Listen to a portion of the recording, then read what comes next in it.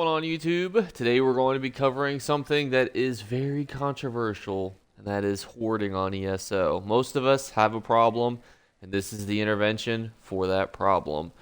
We're not even going to have a long intro. We're going to jump right on into it. Hoarding or Hoarders is one of A&E's #1 most popular shows, and unfortunately, it has seeped into the Elder Scrolls Online. No matter how much storage space they give us, no matter how many options they give us to store our items, there's just always more needed. And this is also going to be covering what items, as a newer player, you should be adding to your sticker book versus selling versus holding on to, based on how much total storage you have. So let's jump right on into it. And as you can see, we're here in my home in Blackwood, and you can see I've got a problem. Now, as a CPS worker in real life, I've seen a lot of bad things. Cockroaches, spiders, cobwebs. I saw a septic line that was falling in on itself. Horrible housing conditions. But none is so bad as these boxes right here. As you can see, the disorganization amongst these is irreconcilable. You see the 52 crown gems with 65 walls, and then you've got other random bits of garbage, mud balls, inside your 60 slot storage chest. This is absolutely ridiculous. There's a Lancer in here, for God's sakes, with 2 keep woodwork repair kits. 2. We're spending a whole of one of our spaces on 2 keep woodwork repair kits. Ridiculous. And then you've got the other pieces of the Heartland set in the wrong box. Absolutely ridiculous, and it only gets worse the further you look into it. I can't even bear to look at it anymore. So, how, as an ESO player, do you know what to keep? And that is a very, very good question, and we are going to jump into the zone sticker guide. And my #1 suggestion for you guys when you play through the game is to, on any level character, is to take it back over to your deconstruction table. So say I just played through Deshawn and I got a whole bunch of Plague Doctor and Night Mother. My next step is going to be to deconstruct those items. You can see here I got 2 Overland sets. I actually already have these collected. However, I ain't going to use them for anything. They're not going to sell. Time to get rid of them.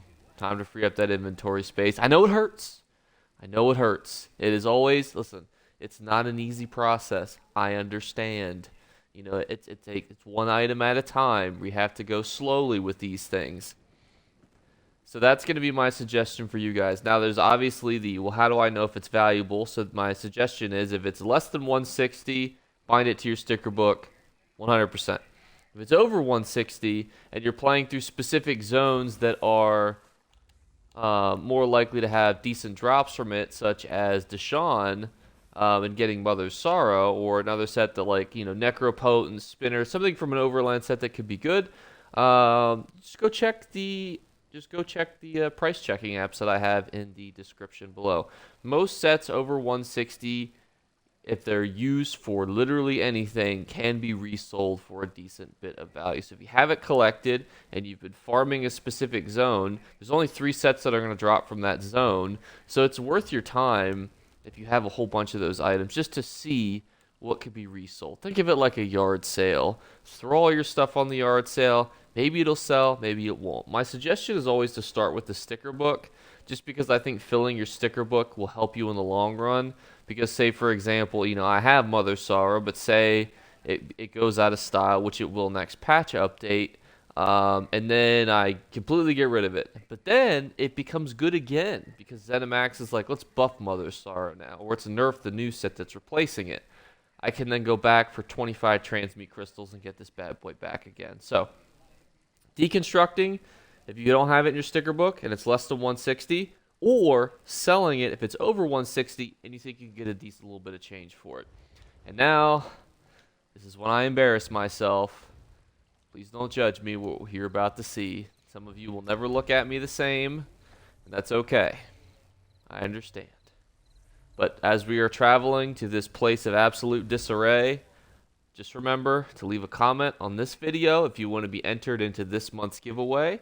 All you have to do is leave a comment on any of my videos for the month of May, and you'll be entered into the giveaway, which will be drawn on June 1st. We've already done this before. It's my way to get back the AdSense revenue, and we're not going to look at that while we talk about the giveaway. So basically, I get a good chunk of money from YouTube. I want to give back some of that to you guys. I did it last month. We're going to do it again this month, and hopefully every month going forward. But are you sitting down?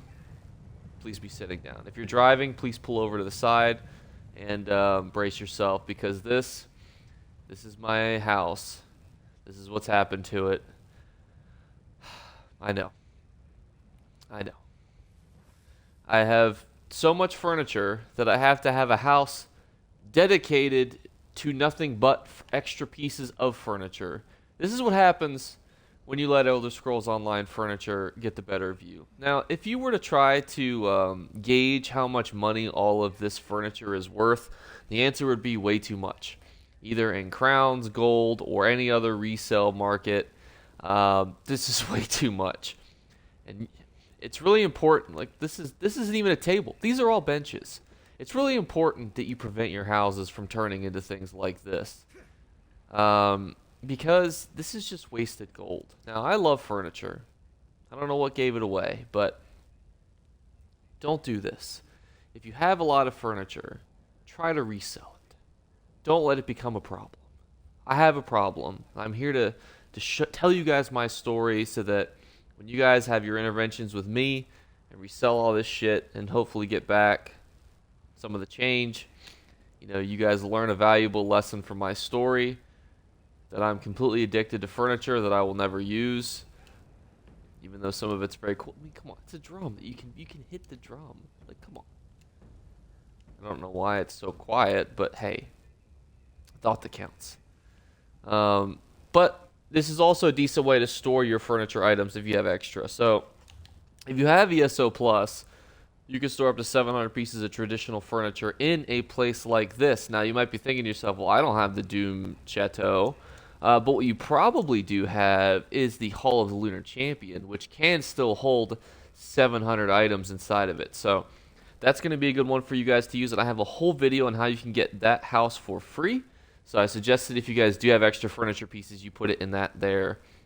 Now, the next part of this video, the final piece, is going to be the craft bag. So for those of us who have a craft bag, the game is relatively easy. If it's a craft bag item, we just fucking throw it in there and bada bing, bada boom. Stays in there until it gets used. Not everyone has this craft bag. I fully understand that there are people who don't have the craft bag, and this is my suggestion for you. 1, max out your guild bank spaces and learn what to keep is important. Now, you'll notice that there are a lot of so my suggestion is going to be to keep just the lowest level ones and the highest level ones of any refined and unrefined crafting material. The ones, for example, from 80 to 140, you'll rarely ever use, if ever. So you, as a person trying to maximize your inventory spaces, can toss those to the wayside. If you have them unrefined, obviously refine them and then sell them. However, you don't need them. Obviously, you're going to want to keep your upgrade mats of all levels. As far as materials, becomes very complicated as to which ones are worth keeping, but my suggestion to you would be is to try to resell these as often as you can, because a lot of these are used for furniture material, so you can usually resell most of these for at least a decent chunk of change. So don't keep them in your inventory because there's just way too many. Now, I would have some of the base styles just for easy crafting, such as like the Breton one. You can see Obsidian here for Dark Elf, Nickel for the Imperial, Moonsnow for the Khajiit. You don't need all of these, but you're going to want to have a couple. This is where it also gets provisioning. Really, the big things: flour, honey, Berez juice. Cyrodiil citrus is not too bad either. Frost Miriam. Then honey, as I said, perfect raw, obviously you're going to want to keep, but a lot of this other stuff is not going to be used a lot or very often. Those are going to be the key ones, but if you're using a recipe to level up, obviously you're going to want to keep that recipe. Raw materials we could skip because that's just unrefined. It's the same concept too, obviously, that I said for jewelry crafting. That's why I skipped the other ones, but basically you're not going to need 7 to 10 to create bows, freaking 26 to 34 most likely. You're just going to want the lowest level, the highest level, and the upgrade mats. and I believe so. Trait items. If you're getting into jewelry crafting, these ones are going to be very good. Also, when you have things like a rubic amber, those sell for like a really good chunk of money. Same with bloodstone, especially if you were to refine it and then sell it. So if you have the ability, I would say hold on to some of these, but most of these you're going to want to hold on to, unfortunately. Furnishing materials, you're going to want to hold on to all your heartwood and your mundane runes, your regulus and your ochre. Is that how you say that? Okra? Isn't that a food that tastes terrible? I bought it at Giant one day. Absolutely fucking horrible. It was like fried okra. Ugh. I think that's what that was, unless I'm thinking of something totally different. But you're gonna want to save those pieces because they are worth buku bucks. You could also resell them. Runes, again, same concept. Max level runes. If you don't have the inventory space, you don't need a level 1 potency rune. You need level 10 potency runes. So that's what I would recommend to keep to you. Also, I would keep the main essence runes. Same concepts for void cloth and bait. Again, kind of a. If you see yourself fishing out, keep all of them. And alchemy ingredients. Again, it's a little difficult, but you're not going to need pristine water and things that are 1 to 9. I would say keep level 1 and then keep max level 1s because you never know when you're going to do writs on a low level character. But again, probably going to want to keep most of these. But that's going to wrap up the craft bag because it hurts myself to even look at this and kind of speculate what you should and shouldn't keep. Let's talk about your inventory. Bound items such as this, if you're never going to use it, just destroy it. I know it hurts, and you've been looking at it for a while, but I'm never going to use an obsidian blue and expert gray. I'm never going to use a skill respec. I have way too many skills. I don't need this. I already have my PvP set up, and it's bound to me. I can't get rid of it. Just destroy it. I know it hurts. That's okay. But then you have other things too, such as these spider legs that I still have from the last event. Don't need them anymore.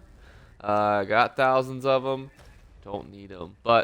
And then I have other things that are character bound, museum pieces, quest starters. You can get rid of those if you've already turned them in. I'm going to hold on to them for now because I can't remember if I believe I've turned those in.